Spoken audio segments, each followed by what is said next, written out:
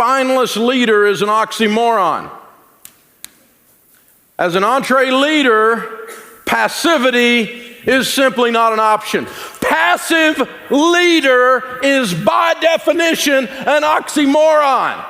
You can't sit back and watch everything happen and call yourself a leader. By definition, a leader is moving because a leader gets there first. Who's the leader in a race? The one that gets there first. I lead from behind. No, you don't. You are a behind. You're not a leader. You're a cattle herder. You can't lead from behind. You're going to move at the speed of the slowest team member, which, as you will find, is often not moving at all. Now, we're going to lead from the front and go, we're going this way. You want on this team? This is where we're going. And if you don't come with us, you're going to be left and wondering why you didn't get on this train, because this train's moving, baby. We're going this way. Passivity is not an option for a real leader. Your business and your team will be paralyzed if you're an indecisive leader.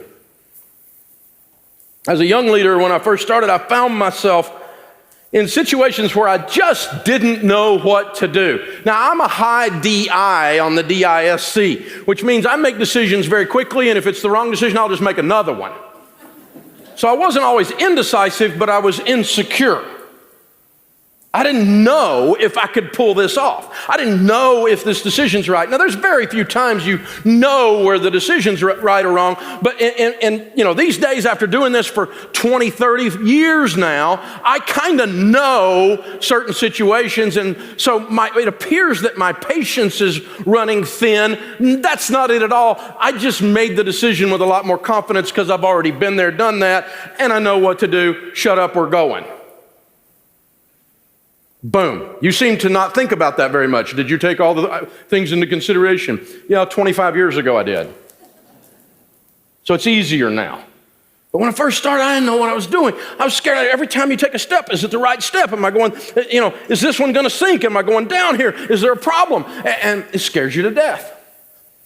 Indecision, truthfully, in my case and in yours, when I was indecisive in those early days, or insecure in those early days, it's caused by one thing, and that's fear. The only reason people won't make decisions is fear. And if you don't say you're afraid, then you're not being real, you're a liar. We all get afraid. We don't know what to do. Every time you try something new, you don't know if it's going to work. Every time you launch a new product, you don't know if it's going to work. Every time you call somebody, you don't know if they're going to take your call. You don't know if it's going to work. I mean, we've been putting these screens up for 3 days. We didn't know if they were going to work. Thank you, Jesus. They worked. Our guys, give our guys a round of applause. They've been working their butts off, man.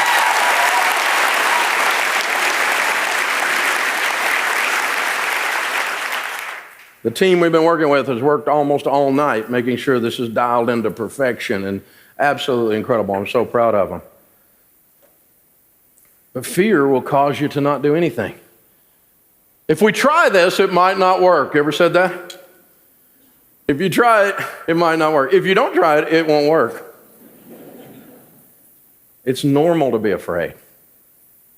The trick is how to work through that fear and still make decisions and still make wise decisions. That's the trick we're looking for.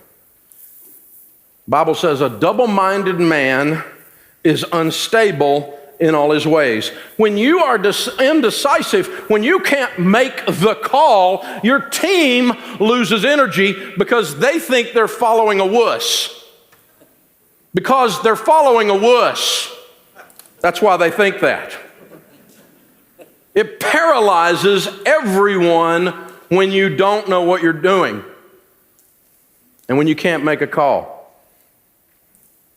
Again, I'm from Tennessee, so I've got all these Tennessee stories, but some of your states, they have the same thing. We have a squirrel problem in Tennessee. You ever driving along the road and you almost total a $50,000 automobile for a 19-cent squirrel? I have seen people do this. You ever see the squirrel? He goes running out in the road and he goes, blum, blum. It's what happens if you don't make the call. You become roadkill.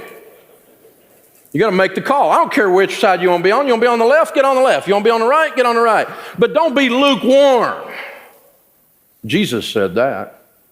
Make a call. Be is or isn't. Draw a line in the sand.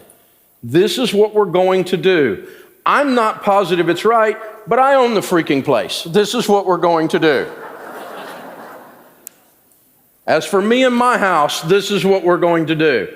We're going to serve the Lord. This is how we walk. This is what you do when you're a Ramsey. This is what you do when you're a Ramsey personality. This is what you do when you're on the Ramsey team.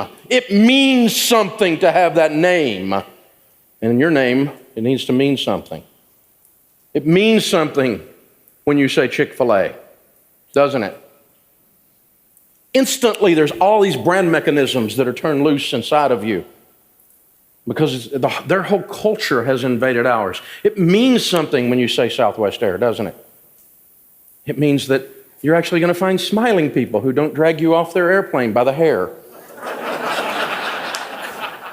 Isn't it interesting? I mean, doesn't it? Instantly you go, that's different. Right? It means something. It means something to be associated once you draw that line in the sand.